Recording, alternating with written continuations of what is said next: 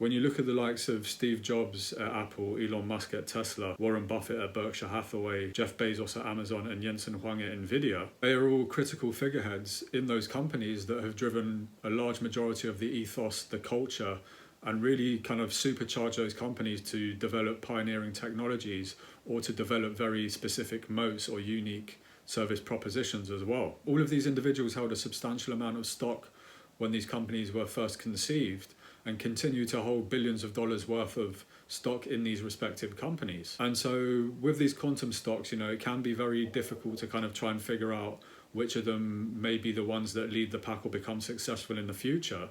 But again, I always default to looking back at leadership, to looking at the individuals, the teams behind the companies, to help me to establish where I think that these companies could potentially be going. So for example, if I look at Rigetti Computing, the first thing I'm going to do is I'm going to go to Simply Wall Street, as I always do, and I'm going to scroll down to the very bottom and look at how much of the company is held by insiders. And so straight away, when I look at the ownership breakdown, you can see that the individual insiders hold only 1.25% of the stock. And so right here with Rigetti Computing, you can see that the founders, the executives and the employees, they don't actually have much skin in the game. You can see that the largest shareholders in Rigetti Computing are asset management firms and investment companies, BlackRock with around 4% stake, State Street have 1.5%. And if I go further down here, you can see that JP Morgan have 0.5%. And so one of the reasons that I typically look for companies with high inside ownership is that you're kind of looking for these individuals that have a level of obsession.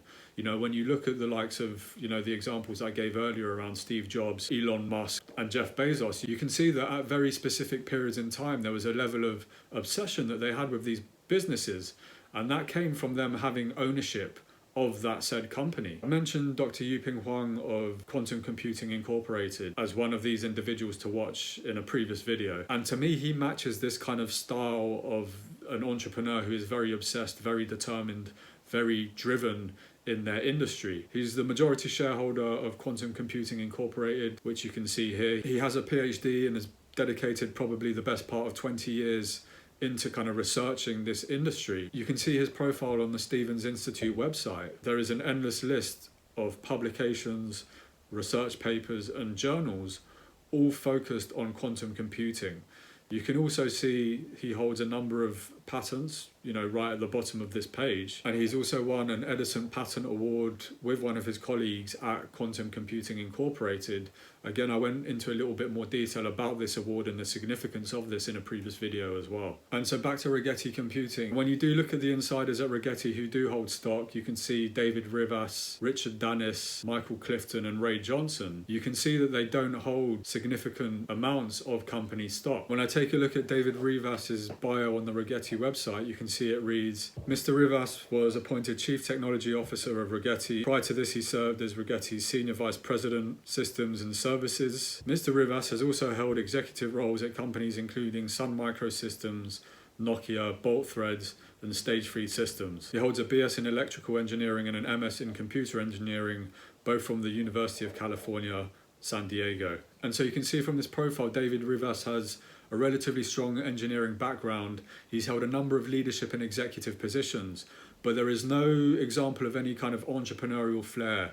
There is no example of really kind of driving innovation or demonstrating any kind of entrepreneurial mindset compared to an individual like Yuping Huang. In contrast, Yuping Huang has a deep academic and research background in quantum physics and quantum optics. He's so far created and led a strong portfolio of quantum research projects with around 30 million funds from DARPA, the National Science Foundation, the Navy, Air Force, Army, NASA, and the private sector as well. But he also has this track record of entrepreneurial flair, He set up QPhoton in the past, and it was QPhoton that was acquired by Quantum Computing Incorporated, which in turn meant that Yuping Huang became an 18% shareholder and the majority shareholder of Quantum Computing Incorporated. You can see right here that it states that Quantum Computing Incorporated today announced the successful completion of its previously announced merger agreement to acquire QPhoton. As a result of the transaction, QPhoton becomes the wholly owned subsidiary of Quantum Computing Incorporated. Dr. Yuping Huang, CEO of QPhoton, joins Quantum Computing Incorporated as Chief Quantum Officer. And so like I said,